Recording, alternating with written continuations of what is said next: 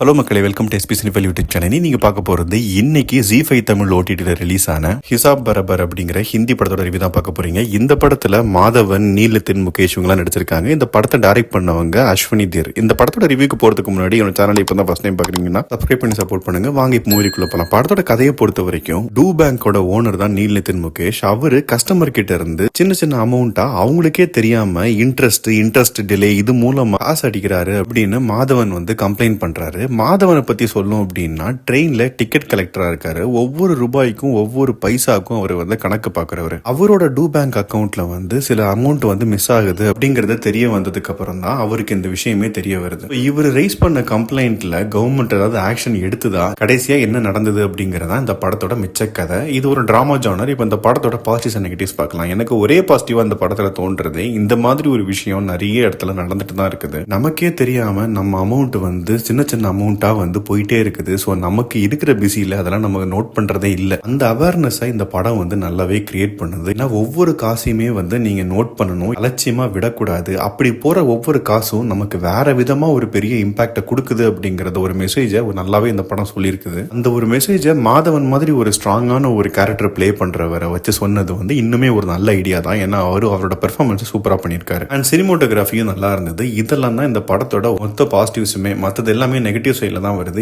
ஏன் நெகட்டிவ் அப்படின்னா, ஒரு இன்ட்ரெஸ்டிங்கான ஒரு சப்ஜெக்ட் தான். இப்ப ரீசெண்டா லக்கி பாஸ்கர் கூட வந்தது. அதுவும் இதே மாதிரி ஒரு பேங்க் ஸ்கேம் அப்படின்னு சொல்லி நல்ல ஒரு இன்ட்ரெஸ்டிங்கான ஸ்கிரீன் பிளே எடுத்துட்டு போயிருந்தாங்க. நமக்கும் நல்ல என்கேஜிங்கா இருந்தது. ஆனா இந்த படத்தை பொறுத்த வரைக்கும் ஒரு டாக்குமெண்ட்ரி ஃபீல் தான் கொடுக்குது. ஒரு மாதிரி ரொம்ப பிரீச்சியா சொல்றாரு தவிர ஒரு இன்ட்ரெஸ்டிங்கா, அதாவது ஒரு மூவி என்டர்டைன்மெண்ட் வேல்யூ அப்படிங்கறத இதுல எதுலயுமே ஆட் பண்ணவே இல்லை. இந்த ஸ்ட்ராங் சப்ஜெக்ட்டுக்கு அந்த கமர்ஷியல் எலிமெண்ட் ஆட் பண்ண வேணாம் அப்படின்னு நினைச்சிருந்தா கூட, சோ எடுத்திருக்க இந்த கதையை வந்து இன்னுமே கொஞ்சம் சுவாரஸ்யமாவோ இல்ல நல்ல ஒரு சீன்ஸ் வச்சுமே எடுத்திருக்கலாம். ஆனா ஒரு சில சீனை தவிர மற்ற எந்த சீனுமே பெருசா ரசிக்கும்படியாவே இல்ல.